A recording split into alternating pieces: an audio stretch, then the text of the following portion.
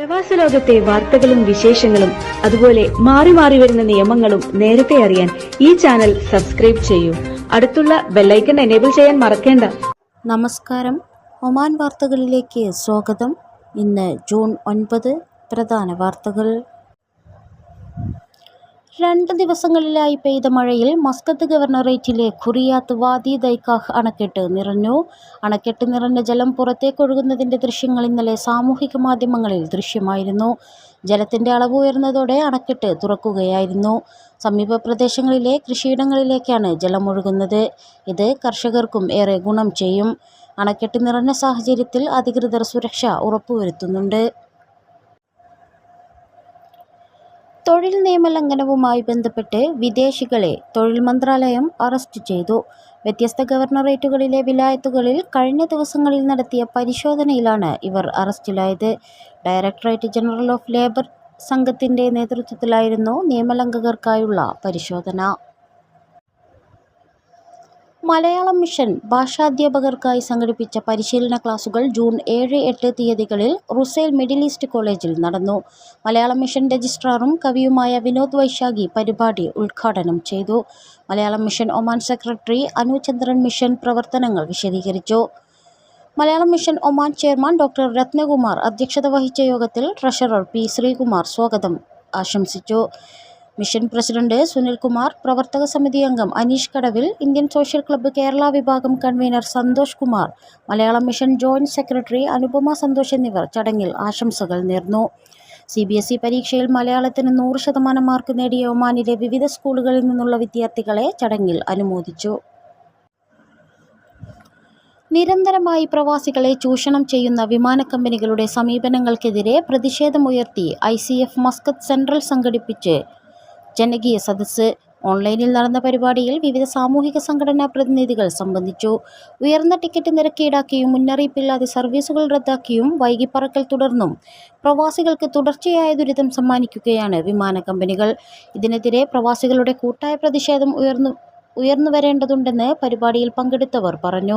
Muscat central president Rafeeq Saqafi ദുആ നിർവഹിച്ചു. Central സാന്ത്വനം secretary Niyas Chendayad സ്വാഗതം ആശംസിച്ചു. ICF Oman national president Shafeeq Bukhari ഉദ്ഘാടനം നിർവഹിച്ചു.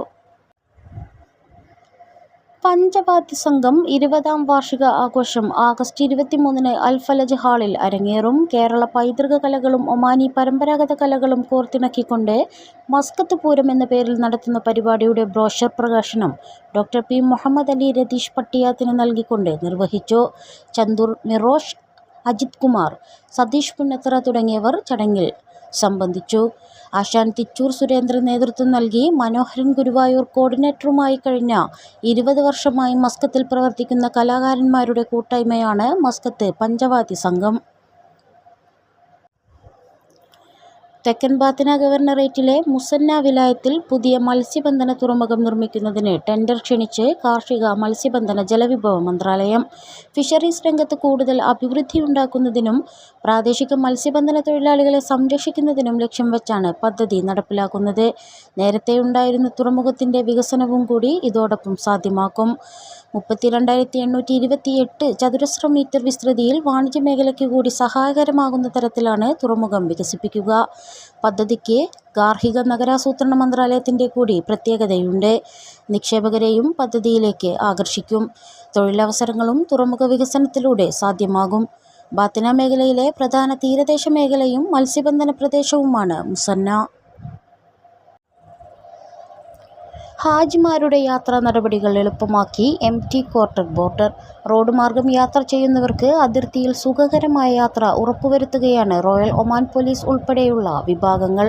ഹാജിമാർക്ക് സേവനവുമായി സാമൂഹിക വികസന കമ്മിറ്റിയും ഇബ്രി ചാരിറ്റബിൾ ടീമും ഉൾപ്പെടെ രംഗത്തുണ്ട്. 5000-ൽ പരം തീർത്ഥാടകരാണ് ഇത്തവണ റോഡ് മാർഗം യാത്ര ചെയ്യുന്നത്. ഈ വർഷം 14,000 ഒമാന്റെ ഹജ്ജ് കോട്ട. ഇതിൽ 13,500 ഒമാനികളും 250 അറബ് താമസക്കാരും 250 അറബ് ഇതര താമസക്കാരുമാണ്. ഏറ്റവും കൂടുതൽ ഹജ്ജ് തീർത്ഥാടകർ മസ്കത്തിൽ ഗവർണറേറ്റിൽ നിന്നാണ്. ബലിപെരുന്നാൾ അവധി പ്രഖ്യാപനം കാത്ത് സ്വദേശികളും വിദേശികളും. അവധി ആഘോഷങ്ങൾക്കും യാത്രകൾക്കും നേരത്തെ ഒരുങ്ങുന്നതിന് ഒഴിവു ദിനങ്ങൾ നേരത്തെ അറിയണം.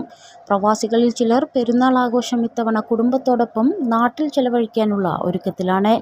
അവധി പ്രഖ്യാപനം വരുന്നതോടെ ഇവരും നാടുകളിലേക്ക് തിരിക്കാനുള്ള മുന്നൊരുക്കങ്ങളിലേക്ക് കടക്കും. അയൽ രാഷ്ട്രങ്ങളിലടക്കം ഇതിനോടകം പെരുന്നാൾ അവധി പ്രഖ്യാപിച്ചു കഴിഞ്ഞു.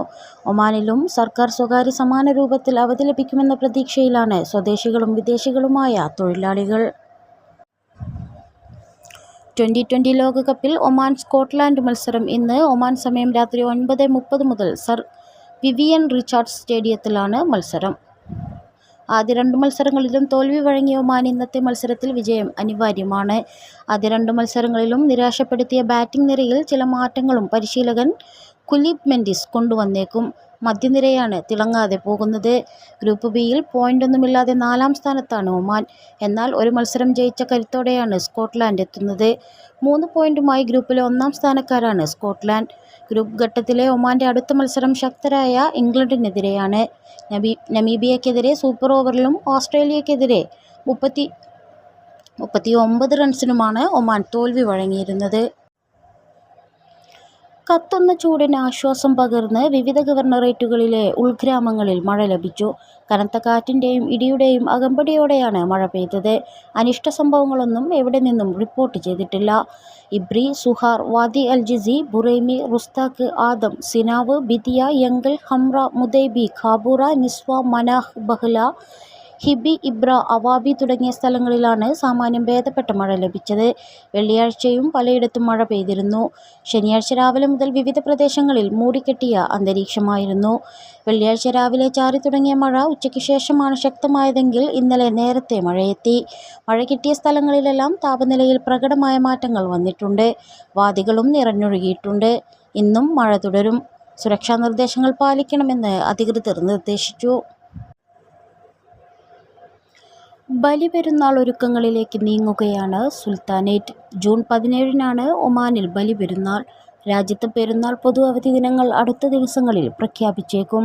വിപണിയിലും പെരുന്നാൾ മുന്നൊരുക്കങ്ങൾ ആരംഭിച്ചു കഴിഞ്ഞു. പരമ്പരാഗത ആഘോഷങ്ങളും വിവിധ വിനോദ പരിപാടികളും ഇത്തവണയും ബലിപെരുന്നാളിനോടനുബന്ധിച്ച് ഒമാനിൽ അരങ്ങേറും. അയൽ രാഷ്ട്രങ്ങളിൽ ബലിപെരുന്നാൾ അവധി പ്രഖ്യാപിച്ചിട്ടുണ്ട്. ഒമാനിലും വാരാന്ത്യം ഉൾപ്പെടെ 9 ദിവസം ഒഴിവു ദിനങ്ങൾ ലഭിക്കുമെന്ന പ്രതീക്ഷയിലാണ് സർക്കാർ സ്വകാര്യ മേഖലയിലെ ജീവനക്കാർ.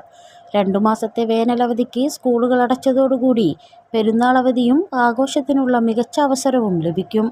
ബലിപെരുന്നാൾ ആഘോഷങ്ങളിലേക്ക് കടക്കാൻ ദിവസങ്ങൾ മാത്രം ബാക്കി നിൽക്കെ രാജ്യത്ത് വിപണി വരും ദിനങ്ങളിൽ കൂടുതൽ സജീവമാകും. ഇന്ത്യൻ ബജറ്റ് വിമാന കമ്പനിയായ ഇൻഡിഗോ ഒമാനിലേക്ക് സർവീസുകൾ വർദ്ധിപ്പിക്കാൻ ലക്ഷ്യമിടുന്നു. മേഖലയിൽ കൂടുതൽ സർവീസുകൾക്കായുള്ള വാതിലുകൾ തുറന്നിട്ടിരിക്കുകയാണെന്നും മസ്കത്ത് ഉൾപ്പെടെ ഗൾഫ് നഗരങ്ങൾ പ്രധാന ലക്ഷ്യകേന്ദ്രങ്ങളാണെന്നും ഇൻഡിഗോ സിഇഒ പീറ്റർ എൽബേഴ്സ് പറഞ്ഞു. രാജ്യത്തെ മുഴുവൻ സെക്ടറുകളെയും ലക്ഷ്യമിടുന്നതായും അദ്ദേഹം പറഞ്ഞു. നിലവിൽ മസ്കത്തിൽ നിന്നും കൊച്ചി, ഹൈദരാബാദ്, മുംബൈ സെക്ടറുകളിലേക്കാണ് ഇൻഡിഗോ സർവീസ് നടത്തുന്നത്. നേരത്തെ കോഴിക്കോട്, ചെന്നൈ, ഡൽഹി സെക്ടറുകളിൽ കൂടി ഇൻഡിഗോ സർവീസ് നടത്തിയിരുന്നു. എന്നാൽ അടുത്തിടെ സർവീസ് സെക്ടറുകളിൽ മാറ്റം വരികയായിരുന്നു. വിവിധ നഗരങ്ങൾ വഴി കേരളത്തിലെ മറ്റു സെക്ടറുകളിലേക്ക് നിലവിൽ കണക്ഷൻ സർവീസുകൾക്ക് സൗകര്യവുമുണ്ട്. ഇതോടുകൂടി ഇന്നത്തെ വാർത്തകൾ ഇവിടെ പൂർണ്ണമാവുന്നു. കൂടുതൽ ഒമാൻ വാർത്തകളും വിശേഷങ്ങളുമായി നാളെ വീണ്ടും കാണാം. നമസ്കാരം.